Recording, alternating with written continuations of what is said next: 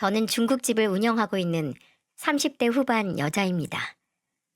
친정엄마가 살아생전에 운영하시던 가게예요. 제가 지금 이렇게 번듯하게 중국집을 운영하기까지 정말 많은 일이 있었죠. 저도 원래는 굴러가는 낙엽만 봐도 까르르 하고 웃던 밝은 사람이었습니다. 예전에 저를 알던 지인들이 지금의 저를 보면 언제 그렇게 변했냐고 할 정도로 저는 억척스러워졌어요. 남들은 가만히 회사를 다니다가 갑자기 중국집을 운영하게 되면서 변한 줄 아는데 정확히 따지고 보면 전 결혼하고 변했답니다. 제 인생에는 시집살이, 고부 갈등, 시누이 눈치 이런 거 없을 줄 알았어요.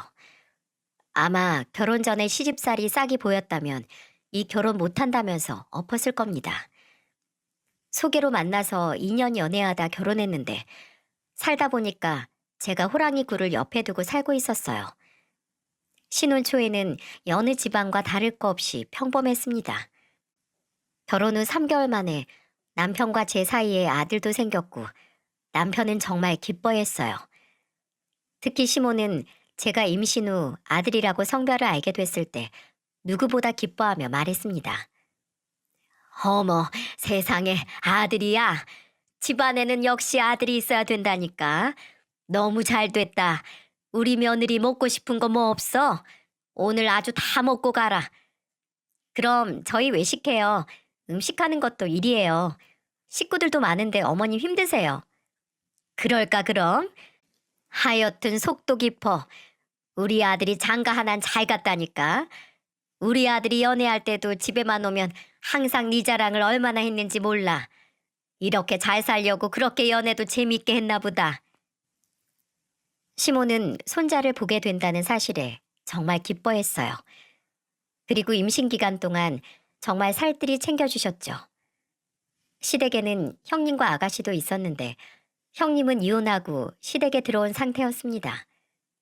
그래서 그런지 시모는 이혼한 형님과 다르게 남편과 저는 잘 살기를 바랬어요.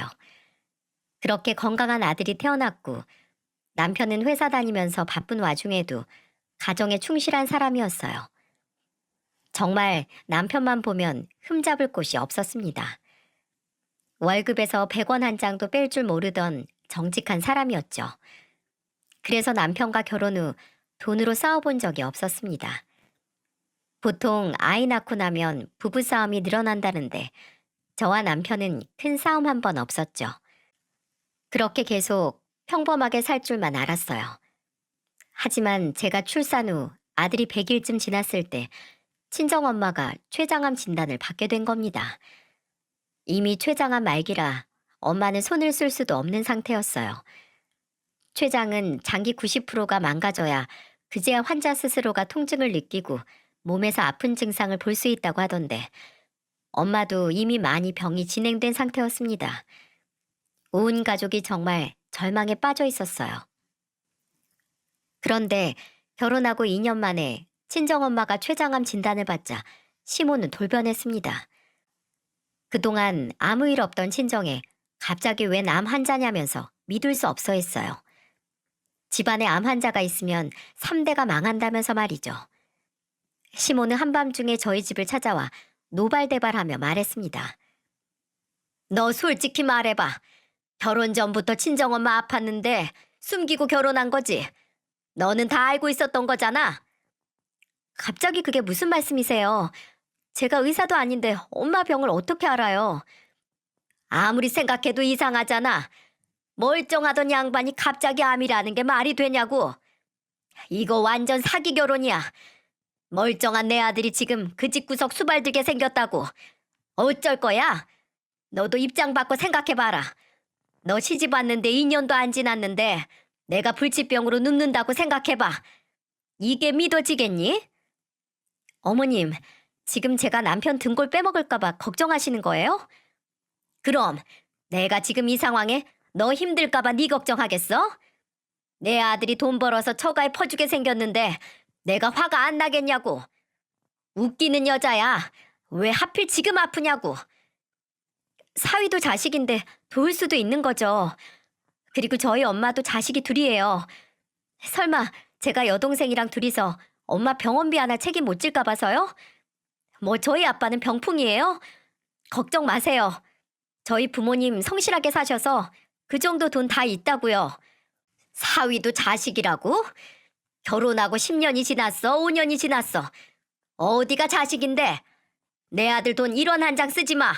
알겠어? 어머님 아들 아니고 저랑 결혼한 제 남편이에요. 돈 문제는 저희가 알아서 할게요. 신경 쓰지 마세요. 그리고 그 양반, 그 여자 아니고 사돈 사부인 호칭 제대로 불러주세요. 너무 화가 나서 아픈 엄마를 그 양반, 그 여자라고 부르는 시모한테 화가 나서 저도 모르게 똑바로 불러달라고 말을 했습니다. 남편도 시모의 말에 그만하라고 화를 냈어요. 그러자 시모는 울먹이는 목소리로 한탄을 하며 난리도 아니었습니다. 남편이 그만하라고 말려도 시모 목소리는 방 안에 있는 제 귀에까지 다 들렸어요. 시모는 바닥을 치고 울면서 이렇게 말했습니다. 아들 다 키워놨더니 병수발 들게 생겼네. 죽 쏘서 개 주는 것도 아니고 이게 무슨 개 같은 경우야? 아, 엄마, 그만 좀 해. 다 살다 보면 겪을 일이야. 나중에 엄마 아팠을 때 며느리가 이렇게 억울했으면 좋겠어? 엄마야말로 입장 바꿔서 생각 좀 해. 제발 좀 그만하고 나가 좀. 남편은 집안 한가운데서 바닥을 치며 우는 시모를 끌고 나갔습니다. 시모는 남편의 말에 은혜도 모르는 나쁜 놈이라면서 욕을 하며 나갔어요. 저 그때 100일 지난 어린 아들 품에 안고 소리 없이 울었습니다. 세상에 하나뿐인 엄마, 암이라는 말 듣고 하루 종일 심장이 벌렁거렸는데 갑자기 찾아와서 욕을 한 바가지 해놓고 하는 시모 덕분에 눈물이 왈칵 쏟아졌어요. 그러고도 한동안 시모는 저한테 사기 결혼이라면서 별별 탓을 다 하더군요. 그리고 자식들 키우면서 식당 일만 하던 엄마가 아프니까 중국집도 문을 잠시 닫았어요. 그렇게 엄마는 더 이상 치료를 받을 수 없는 상태에 이르러 요양병원으로 옮기셨죠. 엄마는 이미 많이 암이 전이된 상태라 수술도 힘든 상태였어요. 의사가 더 이상 병원에서 해줄 수 있는 게 없다고 했을 땐 하늘이 무너지는 것 같았죠. 그런데 엄마가 병원에서 요양병원으로 옮긴다니까 시모는 더 불같이 화를 냈습니다. 제가 무슨 엄청난 죄인이라도 된 것처럼 시모는 저한테 뜬금없이 화를 내는 일이 늘었어요. 저는 너무 지쳐서 시모 전화를 피했는데 시모는 그게 더 화가 났는지 집까지 찾아오는 날이 늘었습니다. 아직 돌도 안 된 어린아들이 있는데 시모는 아랑곳도 안 했어요. 남편은 제가 오기 전에 시모를 집에 돌려보내려고 안간힘을 썼죠. 그런데 제가 딱 들어오다 시모와 마주쳤는데 시모가 저를 보며 말했어요. 요양병원으로 모신다는데 왜 내 전화는 안 받아? 앞으로는 당당한 척하고 뒤로는 내 아들 돈 쓰는 거 아니지? 어머님이 자꾸 이러시니까 써야겠어요. 남편도 장모님 돌아가시기 전에 효도 한 번은 해야죠. 내 아들이 왜 그쪽에다가 효도를 해? 너 진짜 웃긴다. 내가 그 꼴 가만 보고 있을 것 같아? 이거 완전 다 사기라고 내가 고소할 거야. 사기 결혼은 제가 당한 것 같아요. 어머님 이런 사람인 줄 알았으면 저 절대로 결혼 안 했을 거예요. 네가 내 아들 같은 애를 어디서 만날 줄 알고 아주 너만 잘 만났지. 시모가 역정을 내면서 화를 내자 남편은 시모를 보면서 최후 통첩이라도 하듯 호통을 치며 말했습니다.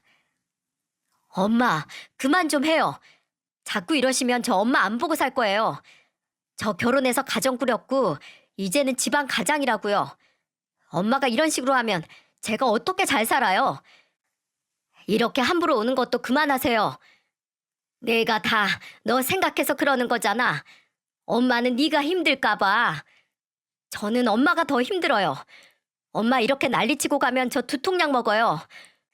그러니까 제발 그만 좀 하시라고요. 지금 저 사람 엄마가 이렇게 안 해도 충분히 힘든 사람이에요. 아들 자식 키워봐야 아무 소용없다더니 그 말이 내 자식 두고 하는 소리였어. 아이고 내 팔자야. 남편은 시부를 불러서 시모를 모셔가라고 했어요. 시부는 저한테 사과를 하고는 시모를 데려갔습니다. 그리고 다시는 시모가 찾아와서 행패 못 부리게 하겠다면서 제게 계속 사과를 하셨어요. 그때만 해도 시부는 시모와 달랐습니다. 퇴직 후 짧게나마 일할 수 있던 곳을 찾던 시부였어요. 좀처럼 일이 구해지질 않아서 쉬고 있던 찰나에 이런 일이 생기자 시부는 오로지 시모 단속하는 일에 온 신경을 썼죠. 그 덕분에 저는 친정엄마를 한 번이라도 더 들여보고 지냈어요. 하지만 엄마는 얼마 버티지 못하고 세상을 떠나셨습니다.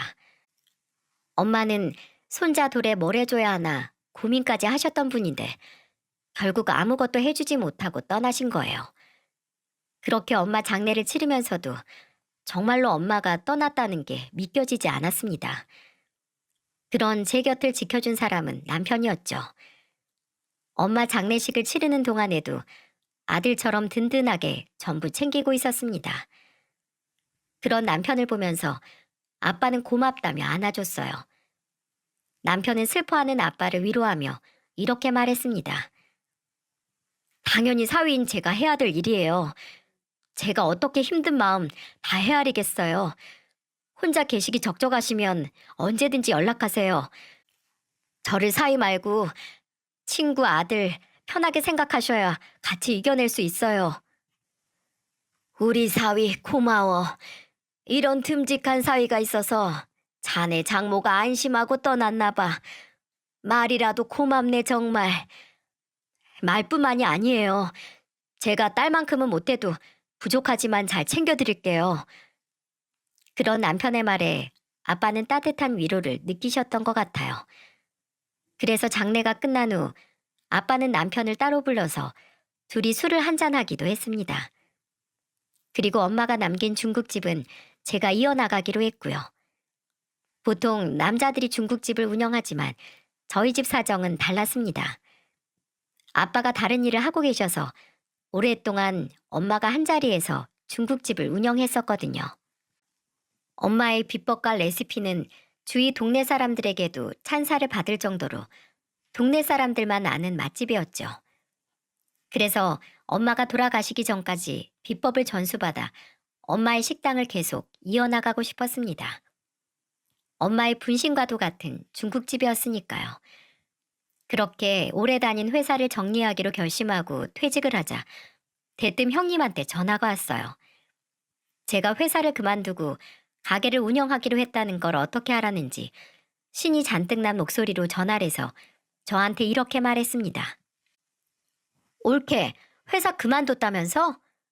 그렇게 됐어요. 근데 그걸 어떻게 하셨어요? 통화하는 거 엿들었지. 근데 회사 엄청 오래 다녔는데 그만두는 거 아깝지 않아? 하긴 오래 다녔으니까 퇴직금이 많긴 하겠다. 그치? 받아봐야 알죠. 아직은 모르겠어요.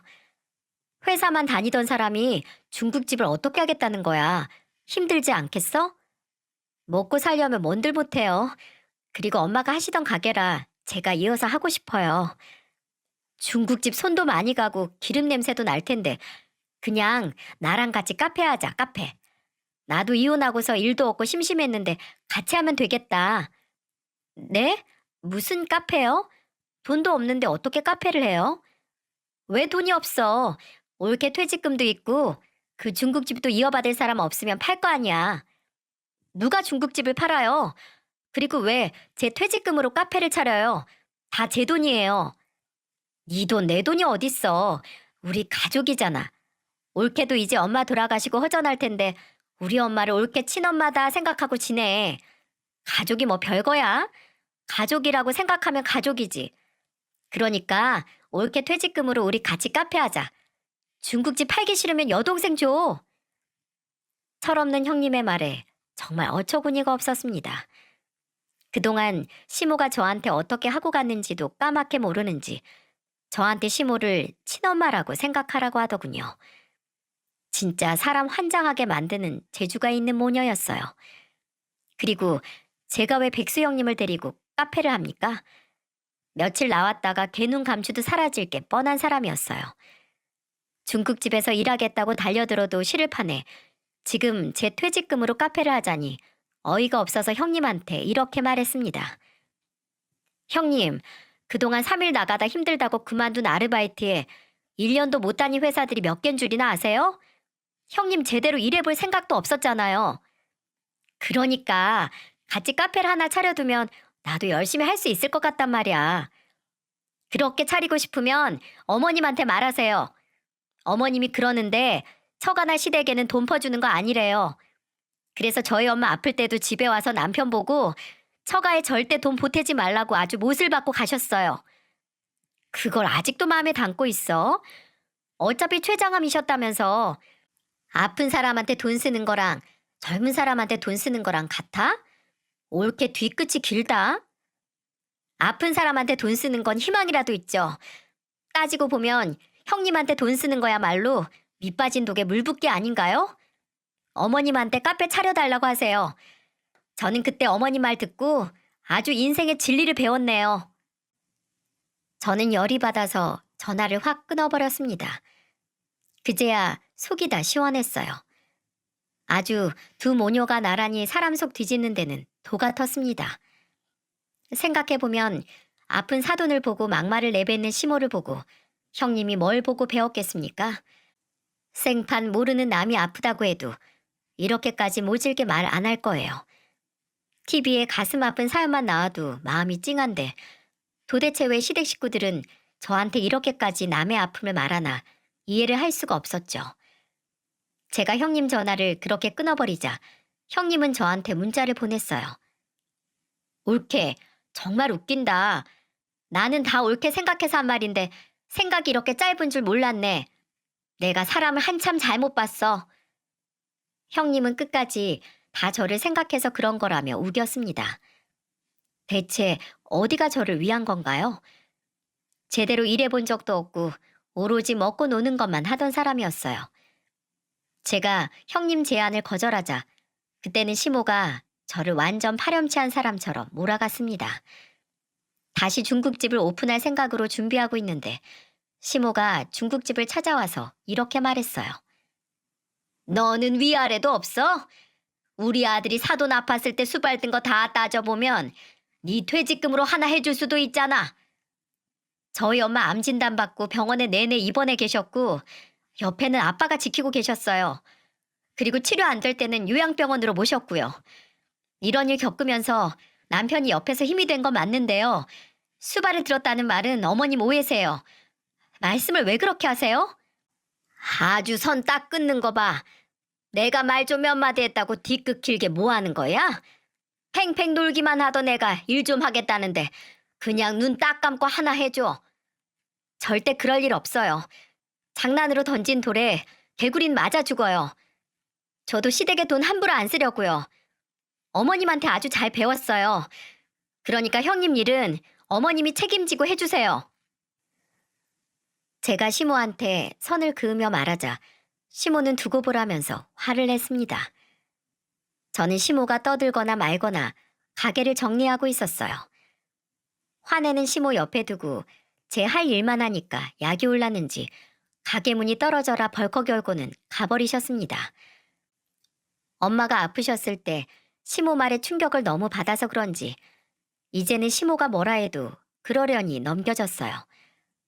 그렇게 저는 남편의 응원과 아빠의 도움으로 중국집 영업을 시작했고 잊지 않고 찾아주는 단골 손님들 덕분에 시작이 좋았습니다. 처음에는 서툴고 모르는 게 많았는데 한 2년을 맨땅에 헤딩하듯이 버텨내니까 이제는 꿈에서도 짜장면 만드는 꿈을 꿀 정도였어요.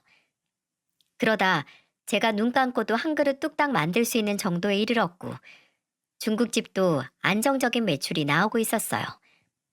하지만 시댁은 사정이 달랐습니다. 시부는 퇴직한 후로 아무런 일을 찾지 못하고 계셨죠. 워낙 회사 재직 중에도 술을 좋아하시던 분이라 이제는 퇴직하고 시간이 많아지니까 술만 주구장창 마셔댔습니다. 한 번은 남편이 시부를 위해 경비원 자리를 알아봐줬는데 술에 취해서 면접을 못 갔던 적도 있었어요. 그래서 남편이 시부를 탓하면서 이렇게 말했다고 했어요. 아빠, 그동안 회사 다니면서 힘드셨으니까 쉬는 것도 나쁘지 않다고 생각했어요. 일하고 싶다고 하셔서 일 찾아드렸잖아요. 그런데 만취해서 못 나가시면 제가 중간에서 뭐가 되겠어요? 그냥 차라리 술이라도 하지 말고 쉬기만 할 수 없어요? 너는 네 아빠가 창피해? 내가 술 좀 마음 편히 먹겠다는데 왜 난리야? 아빠가 편하게 술을 마시면 온 가족이 밤에 잠을 못 자요. 어디서 또 사고 칠까 봐요. 제발 일을 안 하실 거면 술이라도 좀 그만 마셔요. 대체 뭐 하려고 그러세요? 정말 제가 이런 말까지 하기 싫은데 이러다 술값으로 재산 다 잃을까 봐 겁이 나요. 땡전 한 푼 없으면 며느리 가게 가서 배달이라도 하던가 하지 뭐. 설마 시아버지한테 험한 일 시키겠어? 그건 제가 반대해요. 아버지가 거기서 일한다고 하면 제가 뜯어 말릴 거예요.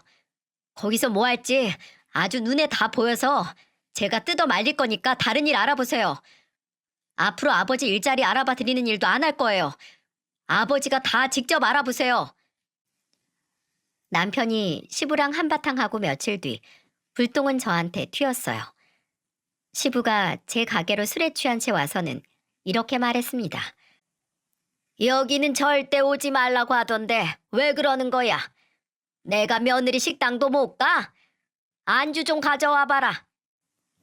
아버님, 영업장에서 뭐 하시는 거예요? 얼른 나가세요. 이제는 끈 떨어진 가방이다 이거냐? 일 안 하고 집에만 있다고 개무시하네 아주. 억울해서 못 살겠어. 내가 억울해서. 장사하는 시간에 오셔서 술주정을 하시니까 그렇죠. 이제 저녁 시간이라 바쁜 시간인데 좀 가주세요. 저는 환장해서 못 살겠어요. 아이고, 며느리가 시아버지 문전박대하네. 이런 기본적인 상도덕도 없이 무슨 장사를 한다고. 아이고, 아주 손님 알기를 뭐같이 할 것들이야. 시부는 갑자기 억울하다면서 땅을 치고 한탄을 했어요. 그리고는 제가 시부를 무시한다면서 아주 동네가 떠나가라 소리쳤습니다. 창피해서 쥐구멍이라도 숨고 싶었는데 곧 있으면 저녁 장사를 시작할 때라 난감했어요. 직원들도 만취한 시부를 끌어내기에는 역부족이었고요. 그래서 저는 남편한테 전화를 했어요. 그러자 남편은 지금 어린이집에 아들 데리고 나왔다면서 난감해했습니다. 그래서 저와 남편은 고민 끝에 경찰을 불렀어요. 그러자 시부는 제가 경찰을 불렀다는 걸 알고 미쳤냐면서 더 역정을 냈습니다. 진상도 그런 진상이 없더라고요. 저도 장사 몇 년 하면서 별별 진상들 다 만나봤지만 가게 바닥에 누워버리는 진상은 처음이었습니다. 그런데 그게 시부였다니 저도 직원들 보기 정말 민망했어요. 결국 경찰이 올 때까지 술도 안 깨고 식당 중간에 누워있던 시부는 끌려나갔습니다. 시부는 출동한 경찰들한테 끌려나가면서도 목청 좋게 소리쳤어요. 이게 다 뭐야? 며느리가 시아버지 알기를 개똥같이 하네. 이거 안 놔요? 내가 내 며느리 가게 누워있는 게 무슨 죄라고 날 끌고 나가? 여기서 이러시면 영업 방해예요. 우선 서로 가서 얘기하세요, 어르신. 출동한 경찰들은 시부가 어처구니가 없었는지 기가 차다는 듯 말했습니다. 이게 무슨 동네 망신인지 정말 가게 이름이라도 바꿔서 간판이라도 바꿔 달고 싶은 심정이었어요. 시부는 제 가게에서 경찰서로 끌려간 걸 분하게 생각하는 것 같았죠. 시댁에 있던 아가씨가 이 사실을 알고 저한테 화를 내며 말하더군요. 새언니, 진짜 너무한 거 아니에요? 어떻게 시아버지를 경찰을 불러서 끌어내요? 그거 언니 얼굴에 먹칠하는 거예요. 제 얼굴만 먹칠한 줄 아세요? 아버님 그러시는 거 아들 얼굴에도 먹칠하는 줄도 아셔야죠. 두고 봐요. 작은아버지가 아빠한테 좋은 투자자리 알려주셨는데 그거 대박 나면 새언니가 우리한테 납작 엎드리게 될걸요? 제가요? 저는 그런 투자 전혀 관심 없어요. 그러니까 제발 대박 나셔서 술 좀 끊게 아가씨가 옆에서 잘 좀 도와드리세요. 제가 그런 걸 왜 해요? 아무튼 한 번만 더 경찰 부르면 저도 안 참을 거예요. 참 황당하고 어이가 없었습니다. 술 취해서 가게에서 난동 부리는 사람 쫓아낸 게 제 잘못인가요? 아무리 생각해도 저는 아가씨의 말이 이해가 안 갔습니다. 애초에 시부가 술을 적당히 마시거나 끊으면 될 일인데 왜 그걸 자기가 하냐면서 화를 내는 거예요. 생각을 해보니 제가 아가씨가 어떤 사람인지 잊고 있었죠. 아가씨는 남자를 만나도 있어 보이는 사람만 만났어요. 차도 외제차에 선물은 늘 고급 선물만 주는 사람들만 골라서 만났는데 그러다 사기꾼한테 당해서 시모한테 받아간 결혼 자금마저 전부 날려먹었어요. 그런데도 정신 못 차리고 살고 있었죠. 정말 시댁이 총체적 난국이었습니다. 그래서 점점 시댁 일에는 관심을 끊게 됐어요. 그 후 저는 여동생의 제안으로 중국집을 제대로 홍보하게 됐습니다. 여동생이 광고회사에 다니고 있어서 그런지 가끔 가게를 오면 늘 이런 말을 했어요. 가게 홍보만 제대로 하면 진짜 대박 날 텐데 내가 한번 해볼까? 또 그 소리다. 돈 버는 것도 좋은데 바빠지면 우리 애 보기도 힘들잖아. 형부가 잘 도와주잖아. 내가 저번에 말해보니까 형부도 적극 찬성하던데? 내가 한번 해볼게. 언니 나만 믿어. 엄마가 물려준 레시피 다 전부 받았잖아. 홍보만 잘하면 충분히 해볼 만해, 언니. 전 요즘 차고 넘치는 게 식당인데 홍보를 한다고 제 가게가 엄청나게 커질 거라고 생각하지 않았어요. 그런데 여동생이 본격적으로 홍보를 시작하자 정말 입소문이 났는지 손님이 줄을 서기 시작했어요. 그래도 반짝하고 말겠지 싶었는데 입소문을 타면서 SNS에도 자주 가게 글이 올라왔습니다. 감사하게도 다녀가신 분들이 맛있다는 후기를 많이 써줘서 유명 맛집이 됐어요. 그리고 그 무렵 시부는 아가씨 말처럼 시부 남동생 제안으로 투자를 했습니다. 퇴직금에 살고 있던 아파트를 담보로 총 2억 7천을 동생 사업에 투자를 한 거예요. 저는 애를 데리고 시댁에 갔다가 시부의 말에 깜짝 놀라며 말했습니다. 아버님, 액수가 너무 큰 거 아니에요? 작은 아버님이 아무리 사업하던 분이라고 해도 지금 하려는 건 이제 막 시작한 사업인데 조금 지켜보다 하시지 그랬어요. 내가 바보야? 그런 것도 모르고 했겠어. 내가 사무실 다 보고 나서 투자를 한 거야. 가보니까 번듯하게 잘 해놨던데 뭘. 나 말고도 투자한 사람도 많았고. 그래도 이제 시작하는 사업에 너무 큰 돈 들어가는 것 같아서요. 뭐야? 왜 괜히 초를 쳐? 망하라고 고사 지내는 거야, 뭐야? 내가 투자를 한 순간부터 월 5% 이자를 준다는데 뭐가 손해보는 장사야? 적금 이자보다 훨씬 이득이구만. 며느리 넌 가만 보니까 그게 문제야. 너만 잘났어 아주. 내가 이러니까 술을 끊을 수가 있겠어? 그러면서 시부는 작은 아버님한테 2억 7천을 투자하고 이제 돈 벌 일만 남았다면서 기분 좋은 소리를 내면서 술을 마셨어요. 그 모습을 보는데 정말 기가 차더라고요. 이제는 시댁 일에 관여하고 싶지 않아서 망하지만 말아라 하는 마음으로 그냥 내버려뒀어요. 남편도 걱정은 한가득이었지만 워낙 시아버님이 고집스러워서 말을 아꼈죠. 남편도 시부모 등살에 지쳐가고 있었어요. 그래도 시부가 투자했다는 작은 아버님 사업은 초반에는 아무런 문제가 없었습니다. 월 이자 5%씩 정말로 나오기 시작했거든요. 그렇게 처음으로 이자를 받게 된 시부는 시모와 같이 돈만 쓰러 다녔습니다. 그리고는 시부모 둘이 잔뜩 쇼핑을 하고서는 소고기 냄새를 풀풀 풍기면서 제 가게로 들어왔어요. 양손 가득 종이 가방을 들고 온 시모는 가게 테이블에 앉으며 말했습니다. 여기 시원한 냉수 한 잔 가져와 봐. 하루 종일 돌아다녔더니 다리도 아프고 갈증이 난다. 다리가 아프시면 집으로 가시지 왜 가게로 오셨어요? 내가 뭐 못 올 곳이라도 왔어? 시모가 왔으면 공손하게 물이나 떠올 것이지 말이 많어. 내가 네 건 안 사고 내 거만 잔뜩 샀을까 봐 그래? 걱정 마라. 내가 너처럼 속 좁고 뒤끝 긴 사람인 줄 알아? 당연히 네 것도 샀지. 자, 이거 열어봐라. 시모는 저한테 줄 것도 샀다면서 가방 하나를 내밀었어요. 그런데 시모가 저한테 사다 준 건 행주였습니다. 저는 너무 어처구니가 없어서 행주를 다시 종이 가방에 담고 시모를 보며 말했어요. 행주가 절 생각해서 사온 거라고요? 왜? 너한테 딱이잖아. 넌 다른 생각 말고 행주나 잡고 살아. 예쁜 옷도 오태가 사는 애들이나 입는 거지. 평생 주방에만 있을 네 팔자에는 행주가 딱이야. 뒤끝 안 길다고 하시더니 어머님도 뒤끝 참 긴 것 같아요. 아, 내가 뭘. 선물을 줘도 난리야. 그건 네 선물이라고. 네, 아주 잘 쓸게요. 안 그래도 걸레 필요했는데 크기도 아주 딱이네요. 지금 성의를 무시하는 거야? 왜? 고작 행주다 이거야? 아니요. 어머님 돈도 없는데 이 정도면 저 감지덕지예요. 앞으로는 제 선물 사지 마세요. 내가 돈이 왜 없어? 이거 쇼핑한 것 좀 봐라. 우리 투자 아주 대박 났어.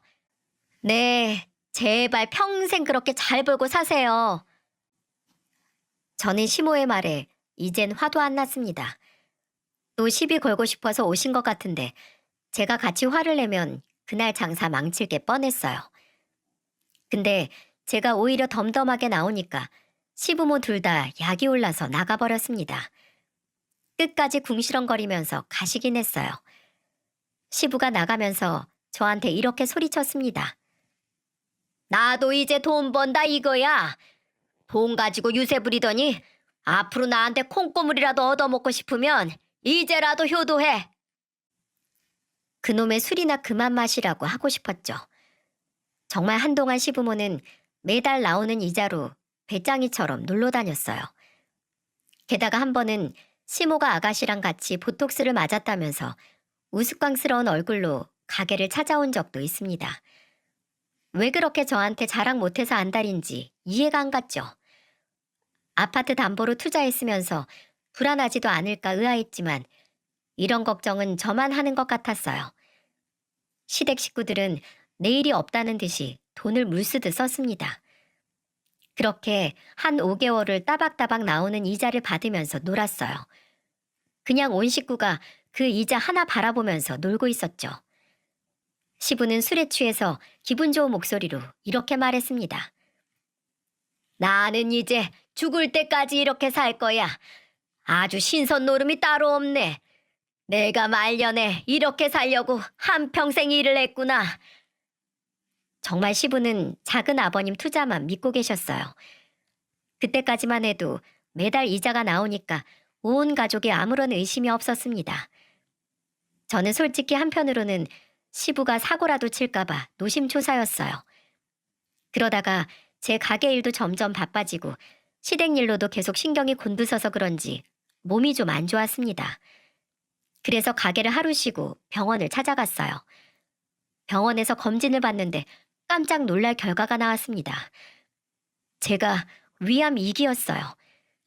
의사는 잘 치료하면 괜찮을 거라고 했지만 저는 먼저 떠나보낸 엄마 생각에 소름이 돋았습니다. 아직 어린 아들도 있고 가게도 이제야 잘 돌아가는 제가 병을 키우고 있었다니 정말 한숨이 났어요. 그때가 설을 이틀 앞두고 듣게 된 시점이었죠. 그래서 남편은 설 지나고 수술부터 하자며 말했습니다. 저도 너무 놀라서 가게를 아빠에게 부탁하고 쉬기로 했죠. 종종 저와 같이 일하셔서 아빠도 가게 돌아가는 사정을 다 알고 계셨어요. 그렇게 이틀 뒤 설이 됐고 저는 아들과 남편과 같이 시댁으로 갔습니다. 그런데 시모는 날이라도 잡은 사람처럼 일거리를 잔뜩 만들어 놨더군요. 아주 시장을 털어왔는지 일거리가 한가득이었죠. 남편은 제가 위암 선고 받았다는 걸 말하려 했는데 저는 말하지 말라고 했어요. 결혼 초반에 친정엄마가 아팠을 때도 모진 말을 내뱉던 분인데 제가 아프다고 하면 남편 앞길 막는다고 난리칠 사람이 시모였으니까요. 그래서 그냥 적당히 시모가 시키는 일을 하고 있었죠. 그런데 시모는 일하는 저를 보면서 하나씩 지적을 하면서 말했어요. 너는 짜장면만 만들 줄 알았지? 할 줄 아는 게 뭐야? 전을 동그랗게 예쁘게 만들어야지. 모양 좀 이쁘게 못해? 이것보다도 동그랗게 어떻게 만들어요? 어머님이 한번 만들어 보세요. 그럼 제가 보고 배울게요. 아, 내가 어떻게 만들어? 할 줄 모르니까 너 보고 하라는 거잖아. 원래 며느리는 안 되는 것도 되게 만드는 거야. 며느리가 군인도 아니고 안 되는 걸 어떻게 되게 하나요? 저는 시모의 말에 기가 막혀서 헛웃음이 났습니다. 그런데 제일 얄미운 건 이런 시모가 아니라 형님이었어요. 형님은 계속 옆에서 전 만들어서 내려놓기 무섭게 맨손으로 집어먹는 겁니다. 그래서 저는 형님을 보며 말했어요. 형님, 그만 좀 드세요. 만드는 것보다 형님이 먹는 속도가 더 빨라요. 먹고 싶으면 만들어서 직접 먹던지요. 나 손톱 어제 하고 왔어. 나 매니큐어 발라둔 거 안 보여? 손톱 망가진다고. 그리고 올케가 있는데 내가 왜 해? 올케가 해. 그럼 그만 좀 먹어요. 저는 계속 손으로 집어먹는 형님을 피해서 그릇을 멀리 치웠어요. 정말 설 지내러 온 시댁은 개판이었습니다. 시모는 주방에서 일은 안 하고 잔소리만 하고 형님은 먹기만 했어요. 게다가 아가씨는 거실에서 드렁드렁 코를 골며 자고 있었고요. 진짜 당장이라도 못해 먹겠다고 나가고 싶었죠. 그런데 시부가 거실에서 술을 마시다가 술이 올랐는지 주방으로 소리치며 말했습니다. 여기 안주 좀 더 가져와. 오늘 술 맛이 좋은데 안주가 부실해서 살겠어? 아버님, 애도 있는데 술 좀 그만 드세요. 홍도야, 아글씨, 울지 마라. 시부는 어디 남의 집 개가 짖나 하면서 제 말은 들은 채도 하지 않았어요. 그걸 보니까 속에서 한숨이 절로 났습니다. 남편은 아들을 돌보다 제가 한숨을 쉬며 서 있자 주방으로 왔어요. 마침 시모가 형님을 데리고 나갔을 때라 저도 한숨 돌리고 있을 때였죠. 그러자 남편이 아들을 데리고 와서 저한테 이렇게 말하더군요. 곧 애도 잘 텐데 골방 가서 애랑 같이 좀 자. 뒷정리는 내가 할게. 당신 할 수 있겠어? 안 그래도 지금 몸이 좀 안 좋아. 걱정 마. 중국집 사장 남편인데 나도 웬만한 건 다 해. 그럼 부탁 좀 할게. 저는 남편한테 뒷일을 부탁하고 잠시 쉬러 골방으로 갔어요. 이미 시부는 만취 상태라 저한테는 관심도 없었고 아가씨는 잠에서 깰 생각이 없어서 남편이 일을 하는지도 몰랐습니다. 남편은 뒷정리를 하면서 분주하게 움직였고 저는 드디어 좀 쉬나 했어요. 그런데 잠시 뒤 집에 온 시모가 남편이 주방에서 일을 하는 걸 목격했습니다. 그리고는 정말 난리가 났어요. 시모는 남편을 보고 네가 왜 여기서 일을 하냐며 소리쳤습니다. 그러더니 저를 찾으러 온 방문을 열었어요. 그러다 골방에 제가 아이와 같이 누워있는 걸 보고는 깜빡 잠이 든 저를 보며 소리쳤어요. 여기가 어디라고 누워있어? 당장 안 일어나? 네가 뭔데 내 아들을 주방에서 일을 시켜? 여기가 시댁이지 네 식당인 줄 알아? 저 지금 몸이 좀 안 좋아서 그래요. 어디서 꾀병이야? 빨리 전 부쳐. 너 요즘 식당 좀 잘 된다고 아주 시댁 알기를 개같이 하는데 오늘 너 내가 홍군형 낼 줄 알아. 시모는 갑자기 팔을 걷어 붙이면서 말했고 그때 뒤따라온 남편이 시모를 말리면서 사실대로 다 말했어요. 엄마, 이 사람 지금 진짜 아파. 위암 2기인데 와서 일하고 있던 거야. 뭐? 위암 2기? 그 엄마의 그 딸이네. 아주 돌아가면서 내 아들 등골을 빼먹으려고 하네. 야, 죽으려면 이혼하고 죽어. 내 아들 옆에 들러붙어서 병간호하게 만들지 말고. 저는 시모의 말에 경악을 했습니다. 남편도 시모의 개념 없는 소리를 듣고 화를 냈어요. 저는 더 이상 참을 수 없어서 시모를 보며 소리쳤어요.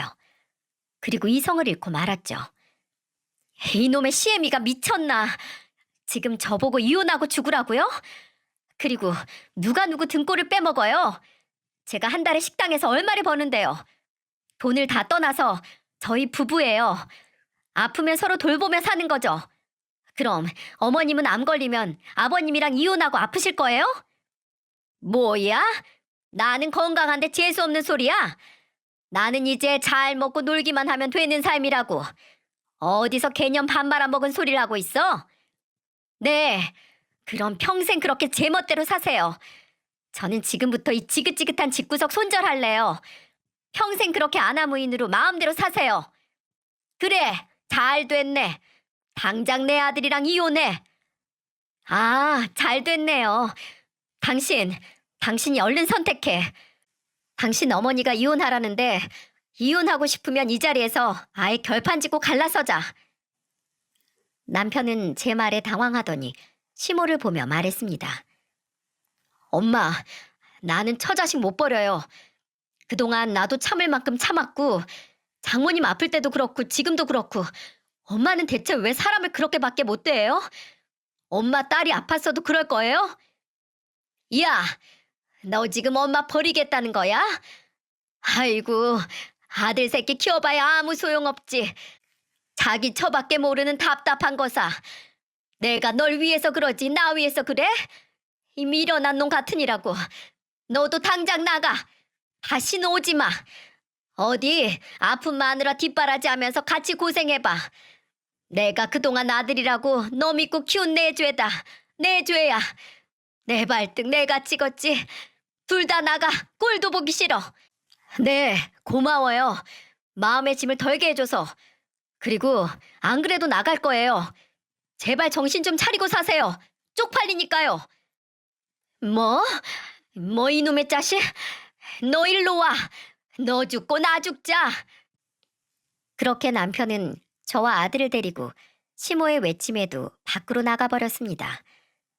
나오는 순간에도 시부는 만취 상태라 무슨 일이 일어나는지도 몰랐습니다. 신우랑 형님은 저를 노려보고 있었고요. 저는 뭘 꼬라봐? 한마디를 하고 알터니를 뺀 것처럼 후련한 마음으로 시댁을 나와버렸어요.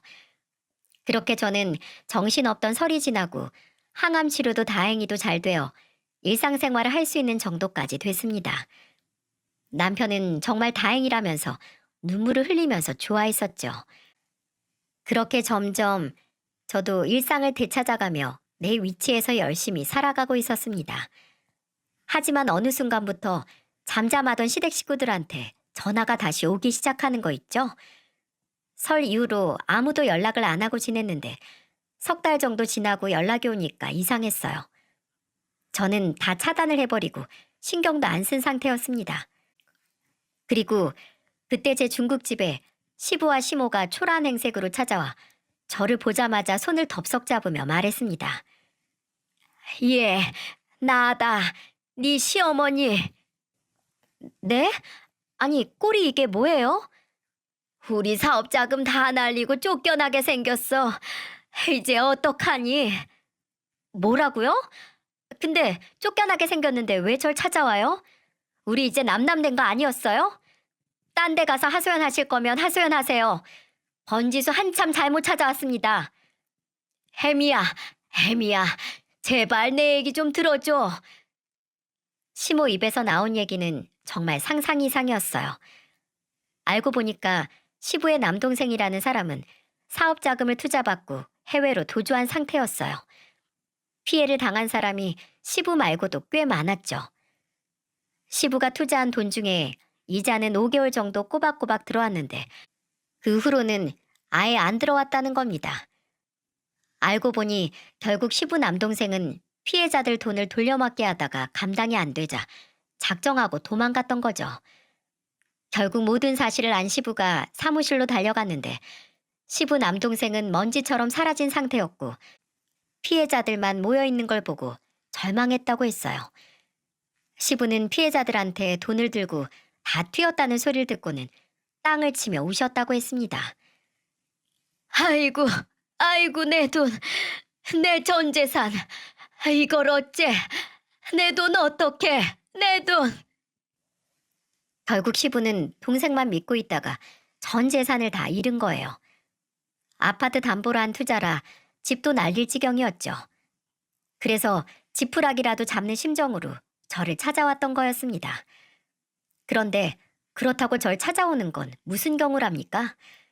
그렇게 못 잡아먹어서 안달인 며느리가 벼랑 끝에서는 아쉬운 모양이었나 봐요. 그래서 저는 울면서 자초지종을 설명하는 심호손을 쳐버리면서 말했습니다. 저보고 남편 등골 빼먹는다면서요? 제가 어머님 도울 여력이 어딨겠어요? 그렇게 아쉬우시면 딸들 찾아가세요. 지난번에 아들도 키워봐야 아무 소용없다면서요? 그년들 말은 하지도 마. 집안 쫄딱 망하니까 지들만 살겠다고 도망갔어. 돈 없으니까 부모 취급도 안 하는 것들이야. 며느라, 내가 미안했다.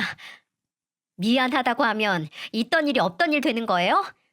저는 지금 울면서 빌어도 어머님 절대 용서 못해요. 그러니까 얼른 돌아가세요. 저는 시모를 내쫓으며 말했어요. 그러자 시부도 저한테 매달리면서 비는 겁니다. 그때 가게에 있던 아빠가 굵은 소금을 뿌리면서 소리쳤어요. 당장 안 꺼져! 여기가 어디라고 와! 내 딸 아픈데 이혼하고 죽으라고 했다면서!